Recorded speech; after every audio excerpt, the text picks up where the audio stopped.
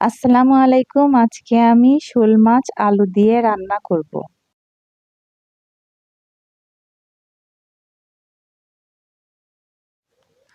প্রথমে আমি পেঁয়াজ কুচি দিলাম, তেল দিয়ে দিচ্ছি।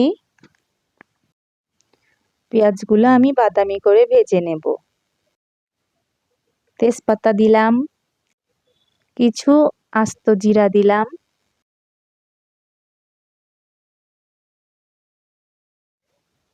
আমার পেঁয়াজ ভাজা হয়ে গেছে।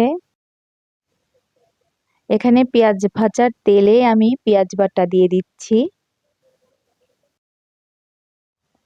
1 চা চামচ আদা বাটা দিলাম।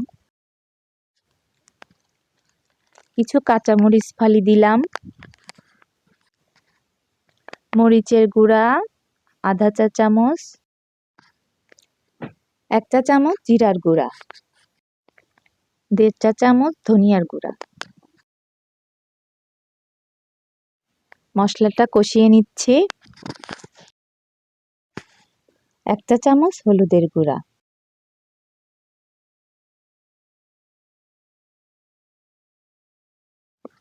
একটু পানি দিলাম। পানি দিয়ে ভালো করে একটু কষিয়ে নেব মশলাটা।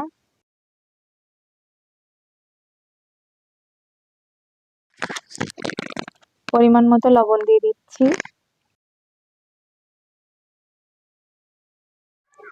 আলু দিয়ে দিচ্ছি।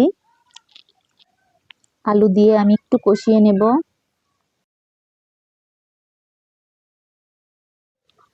কিছুক্ষণের জন্য ঢাকনা দিলাম।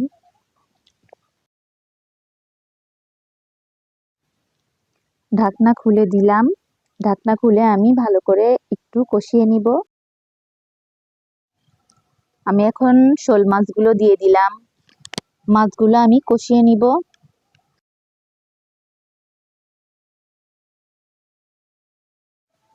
কিছুক্ষণের জন্য আমি ঢাকনা দিলাম। আমার কষানো হয়ে গেছে। এখন আমি পরিমাণ মতো পানি দিয়ে দিচ্ছি। মাছগুলো আমি ভাজিনি, আপনারা চাইলে মাছগুলো ভেজে নিতে পারেন।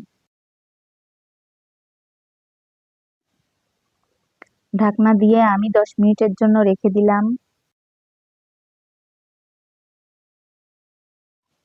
10 মিনিট পরে আমি ঢাকনা খুলে একটু নাড়াচাড়া করে দিব। আবার ঢাকনা দিয়ে দিলাম। 5 মিনিটের জন্য আমি ঢাকনা দিয়ে দিলাম।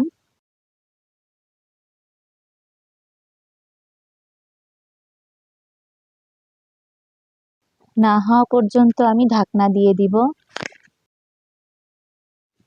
রান্না প্রায় হয়ে গেছে। প্রথমে যে পেঁয়াজ বেরেস্তাটা করেছিলাম সেটা আমি পাটায় পিষে নিয়েছি, সেটা দিয়ে দিয়েছি।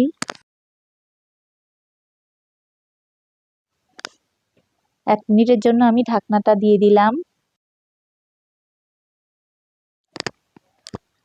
আমার রান্নাটা হয়ে গেছে। দেখুন আমার রান্নাটা কত সুন্দর হয়েছে, খেতেও মজা হয়েছে। আল্লাহ হাফেজ।